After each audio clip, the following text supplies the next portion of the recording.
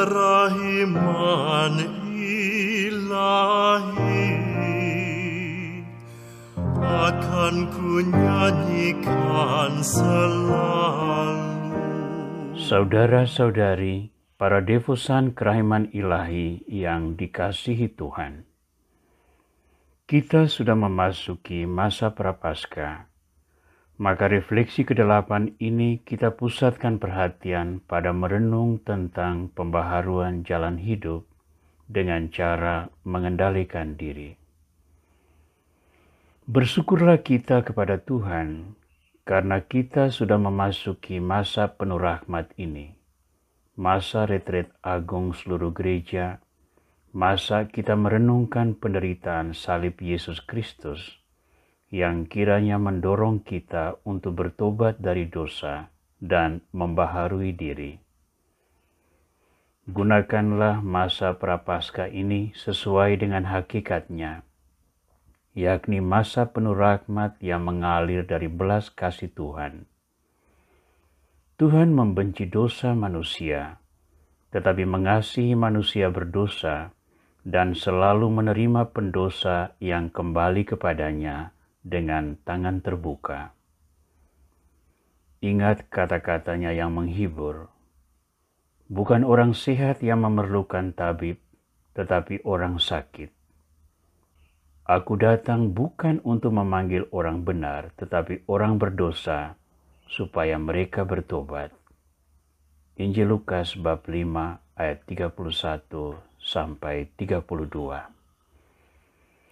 Jika diikuti hingga ke akarnya, kedatangan Yesus itu sendiri terjadi karena adanya dosa manusia.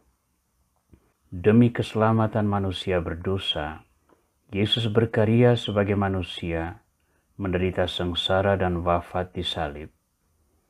Wafatnya membuka pintu menuju kebangkitan sebagai indikasi bagi umat beriman, bahwa kebangkitan inilah yang akan diperoleh jika mereka mau kembali kepada Bapa. Jalan kembali kepada Allah ialah tobat dan pembaharuan diri. Maka di sini kita ditantang untuk menemukan cara-cara yang tepat agar kendali diri ada di tangan kita dan kita tidak terbuai oleh godaan kegelapan. Dalam catatan harian nomor 118 hingga 120, Santa Faustina memberikan kepada kita sebuah contoh praktis mengendalikan diri, yakni peraturan tentang keheningan. Keheningan sangat penting untuk dapat mengalami keakraban dengan Tuhan. Tetapi keheningan ini dengan mudah dihancurkan oleh lidah, satu organ kecil di dalam mulut, tetapi dapat merusak seluruh bangunan tubuh, bahkan seluruh komunitas yang dibentuk untuk mencari Tuhan dalam keheningan. Ini kegalauan hati Santa Faustina, katanya. Dalam lidahku ada kehidupan, tetapi juga ada kematian. Kadang-kadang kita membunuh dengan lidah, kita sungguh-sungguh menjadi pembunuh. Saudara, refleksi kita tidak untuk menggarisbawahi keheningan, tetapi untuk mengingatkan kita semua tentang pentingnya pengendalian diri. Ketika peluru sudah ditembakkan dari senjata, kita tidak dapat lagi mengendalikannya. Ketika batu sudah dilemparkan oleh tangan, kita tidak dapat lagi mengendalikannya. Ketika kata-kata sudah terlontar, kita sudah tidak dapat lagi mengendalikannya. Maka pengendalian diri sangatlah penting. Sadarilah tempat dan batas dirimu. Sebagai rasul kerahiman ilahi, kita mesti sadar kapan harus diam dan kapan harus berbicara, kapan harus bertindak dan kapan harus menahan diri, kapan harus marah dan kapan harus bersabar.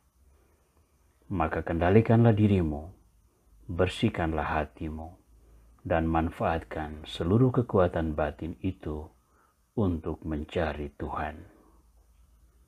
Yesus, Engkaulah andalanku.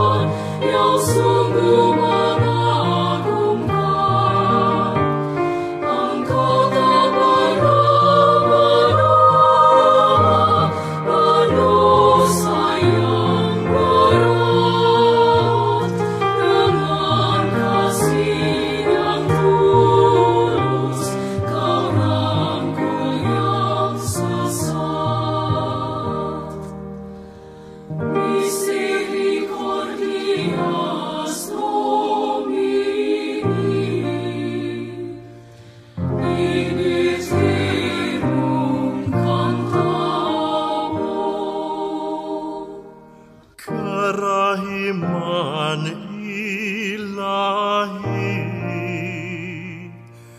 akan ku nyanyikan selalu.